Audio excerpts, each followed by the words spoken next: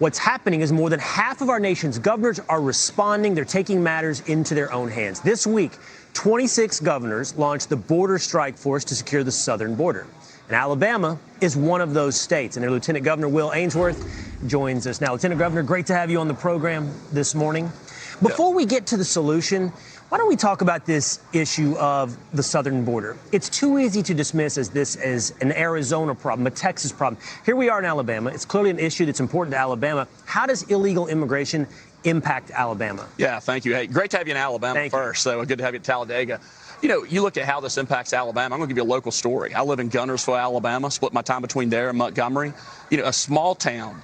Just recently in the last month, we had several teenage and college kids die from a fentanyl overdose with a drug batch that was, tied back to Mexico. And so when you look at the amount of drugs that are coming into America and President Biden's failed policies, I mean, he hasn't protected the border. And so at the end of the day, states are having to step up. I mean, we're having to do the job of the federal government. And, certainly want to commend Governor Ivey, Governor Abbott. And this strike force is just one of the tools we've got. But we can't just sit there and let people smuggle people. And then also the human trafficking side, when you look at that, and the fact that that's now become maybe a bigger business than the drug side, and we've got a huge problem, and we have to solve it. Well, you really do bring that home to your small town in Alabama. It's not just an employment issue. It's not just really even an immigration issue. It's a crime issue, a drug issue that sadly cost the lives of some teenagers in your hometown. All right, now let's talk about solution, this strike force. Talk to me about what these 26 governors can get accomplished. Yeah, I think first we're going to put boots on the ground. We're sending people from the Alabama National Guard. We're sending law enforcement members. We're going to put people there. I think, making sure that,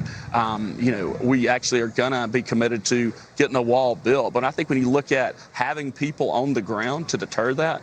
Now, look, and there was a hero just in Texas. Media's not talking about, I know Fox News is, other media, where he went in and saved illegal immigrants trying to cross the stream. But what's bad is, they're sending the worst people across, and it's drug cartels, and we've got to put a stop to it. So Alabama's going to continue to step up to the plate and support border states and continue to send people there. You hear that really tragic story that you bring up about the Texas National Guardsman who it looks like might have died in trying to save an illegal immigrant who was trafficking drugs, reportedly.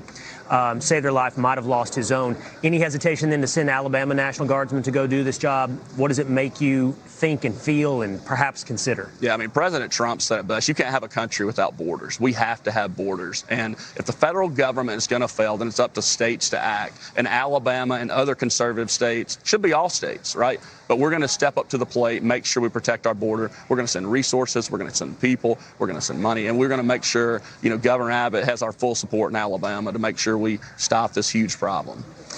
I'm sure no hesitation on behalf of those Alabama National Guardsmen. I know on the behalf of those Texas National Guardsmen, despite the price to pay, somebody must pay the price to secure this border. We appreciate Alabama's contribution as part of this as well. Yeah, no, it's the right thing to do. And again, let's talk about Talladega, right? Hundreds of thousands of people. Great to have Fox and friends here. And, Alabama's obviously known for rockets, known for national championships, economy's booming. But great to have you at Talladega today.